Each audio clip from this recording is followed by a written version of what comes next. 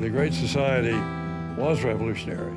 When you look back and think of what America was like before these programs were adopted, life was very different.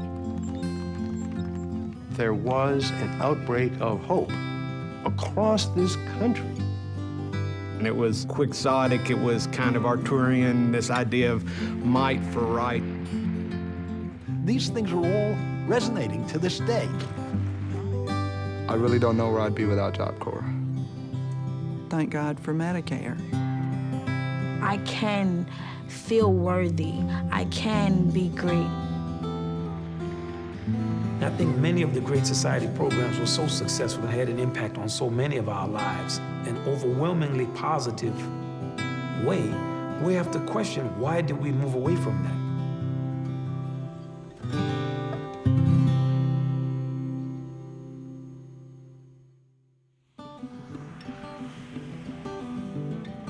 And the 60s was a time when the old culture kind of broke open. The country was now receptive to a burst of energy, of progressive reform. The country wanted to heal itself, to be healed by joining in social change efforts. And Johnson, when he became president, he was committed to the idea of something he grandly called the Great Society. Will you join in the battle to build the Great Society, to prove that our material progress is only the foundation on which we will build a richer life of mind and spirit? This administration today, here and now, declares unconditional war on poverty in America. The war on poverty was part of this idea that you have not a handout, but a hand up. In the 60s, it was hard scrabble for a lot of folks. And what we saw with the war on poverty was, for a lot of people, it just meant jobs. Johnson often said that he wanted to make tax eaters into taxpayers. What it's saying is, we're going to bring the less affluent into the mainstream of the society. When Lyndon Johnson became president, the poverty rate was about 22%. When he left office 5 years later, the poverty rate was 13%. That decline is the greatest one-time reduction in poverty in the history of this country. You know, most presidents are just happy to have one or two bits of legislation that endure, that have a historical resonance to it. Johnson slammed out bill after bill, act after act. In education alone, he proposed legislation to provide scholarships, grants, and work-study programs for college students. That legislation today provides the resources for 60% of the people that are in college in the United States of America.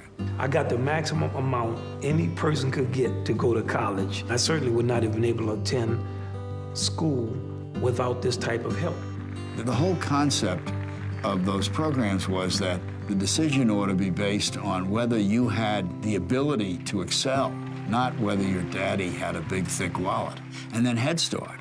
Head Start is an exciting experience for me to know that hundreds of thousands of children are being given the devotion and attention they need.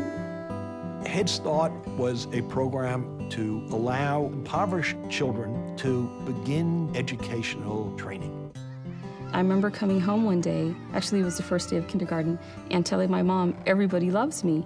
And you know, she was just so enthused. And I really think it's attributable to my experience with Head Start, because it helped to build the confidence so that when I did start school, I was ready and able to learn and able to work with other children. When they get a chance to go to school earlier, the assumption is that the next level of education is going to improve. You asked recipients of the food stamp program how it originated and who sort of pushed it along.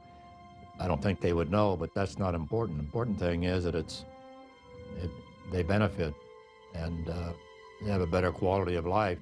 I don't think it's an exaggeration to say that we revolutionized the food stamp program for the better. We brought in millions of people who heretofore had never heard of the program or who couldn't afford to participate. Revived in the 60s as part of the war on poverty, but Americans still had to pay for their stamp coupons, and for the poorest, that was a hardship. Many of us today probably don't remember the extreme poverty that existed in pockets of our country in the 1960s. We saw many who died as a secondary consequence to severe Food stamps have malnutrition. all but eliminated the severe hunger and malnutrition that we saw in the 1960s. Stellar moments in the history of our country. We can experience that same euphoria by seeking things that we haven't done, that are there for us, and we're going to do that. The best of American life cries for it. I hope it may be said 100 years from now that by working together, we help to make our country more just for all of its people. I believe at least it will be said that we tried.